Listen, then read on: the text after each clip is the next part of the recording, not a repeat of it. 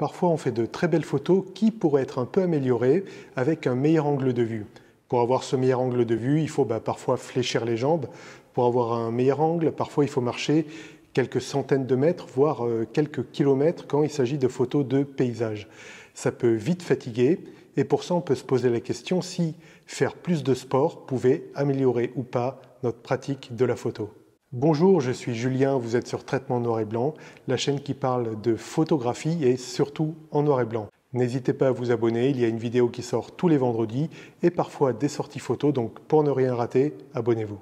On voit que même dans les situations les plus triviales, en fait, on a du mal à trouver un point de vue. Prenez par exemple les photographies d'enfants. Souvent, les photographies d'enfants, les enfants ont la tête avec le coude tordu comme ça et ils regardent en l'air. C'est normal parce que c'est en général les adultes qui prennent les photos et ils ne prennent pas le temps de fléchir les jambes pour photographier leur enfant. Du coup, l'enfant lève la tête vers l'objectif et il a le cou tordu. Alors quand on a une ou deux photos d'enfants comme ça à prendre, ça gère. Mais quand par exemple on a l'anniversaire de son neveu ou de son enfant, c'est un peu difficile. Là, on est amené à prendre beaucoup de photos. Et du coup, si on doit se fléchir beaucoup dans la journée pour prendre de bonnes photos au bon niveau, à hauteur d'yeux des enfants, en fait, on peut être fatigué. Et du coup, ayant la flemme de se fléchir, on ne se fléchit plus et du coup, on prend de moins bonnes photos. Du coup, pour améliorer sa capacité à se fléchir et à défléchir de nombreuses fois au cours de la journée, il n'y a pas 36 solutions. Il faut un minimum être en forme. Et pour être en forme, il est recommandé de faire un peu de sport. Rassurez-vous, je ne parle pas de courir le marathon ou de participer aux Jeux Olympiques. Moi-même, je parlerai de ma pratique sportive, c'est très limité et limité justement aux recommandations. Je parle d'un sport d'entretien, je ne parle pas de sport de haut niveau de compétition. Il y a des cas de photographie de paysage. Par exemple, cette photo que vous voyez prise dans le parc de Cergy de l'Axe-Majeur, c'est un point de vue en fait qu'on a si on descend comme ça pour prendre en contre-plongée cette passerelle rouge. Sauf que pour ça, il faut alors descendre, c'est facile, mais après, il faut remonter pour revenir d'où on venait. Donc ça nécessite, alors pas d'être un grand champion comme je disais, mais d'être un minimum en forme. Si on n'a pas cette forme, on est désespéré par le fait de devoir descendre et de devoir tout remonter pour prendre la photo. Et du coup, on ne prend pas la photo et on s'en tient au point de vue classique depuis la passerelle qui est beaucoup moins bien. Un autre exemple où il faut faire un tout petit peu de sport pour prendre une photo. Alors on avait pris le cas des photos d'enfants, mais c'est aussi des photos au ras du sol pour notamment mettre en évidence des bandes. C'est ce que vous voyez sur la photo là que j'ai prise dernièrement dans la ville de Cergy-le-Haut pour mettre un peu en avant la perspective qui démarre du passage piéton vers la ligne continue et qui se poursuit tout au long de l'avenue. Pour renforcer la perspective, il m'a fallu être au plus près des bandes et donc il m'a fallu fléchir les jambes tout simplement. Souvent, c'est donc l'inconfort qui nous empêche de faire une meilleure photo. On a la flemme de fléchir les jambes, on a la flemme de faire un petit détour d'une centaine de mètres pour avoir un meilleur point de vue. On avait déjà parlé de cette flemme qui était liée à l'inconfort dans la vidéo que vous trouvez dans les fiches et en description. Pour vaincre la flemme, on peut donc faire du sport pour que nos articulations se fatiguent moins vite et qu'on puisse mieux tenir le coup et donc moins avoir la flemme de trouver des bons points de vue et de fléchir les jambes. Il est préconisé de faire une demi-heure à 3/4 d'heure d'exercice par jour. Comme je disais, pas de l'exercice de très haut niveau, marathonien ou Jeux olympiques ou je sais pas quoi, mais un peu d'entretien, une demi-heure par jour, c'est parfait.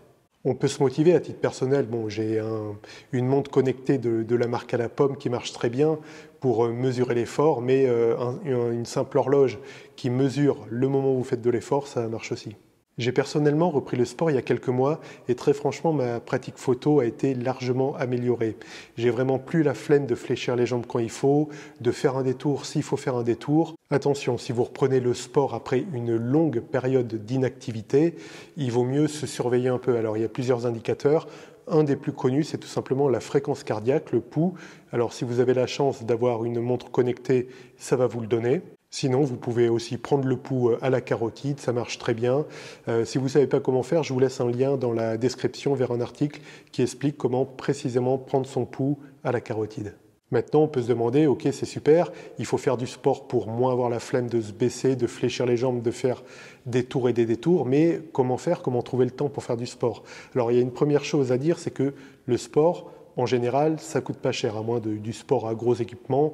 Mais sinon, ce qui est marche à pied renforcée, c'est une paire de bonnes godasses et ça fait l'affaire, quoi. À titre personnel, pour ma demi-heure, trois quarts d'heure de sport, je mixe en fait. Je fais de la marche un peu renforcée. Alors là, c'est vrai qu'on est en confinement, donc on est limité à 1 km, mais ça permet quand même de faire de la photo et même parfois de la photo de rue en même temps qu'on fait un peu de sport. Et sinon, je couple ça avec du stepper. Et des steppers, vous en avez à moins de 70 € et ça fait parfaitement le job pour un petit entretien journalier sportif. Pour trouver le temps de faire du sport, c'est pas compliqué, il suffit de faire autre chose pendant qu'on fait du sport. Ça paraît bête à dire, mais en fait c'est assez évident. Par exemple, je sais que j'aime beaucoup écouter l'actualité, je profite de ma demi-heure de sport pour écouter l'actualité. C'est le cas quand je fais du stepper, j'ai des podcasts téléchargés d'actualité, ou quand je marche, donc quand je fais de la marche à pied un peu forcée, j'en profite tout simplement pour pratiquer la photo. Du coup, alors il se trouve que techniquement, un homme et une femme aussi d'ailleurs ne peut pas faire stricto sensu deux choses en même temps. On peut avoir la capacité à zapper très rapidement d'une tâche à l'autre, ce qui laisse une illusion de faire deux choses en même temps, mais stricto sensu, on fait toujours une chose en même temps.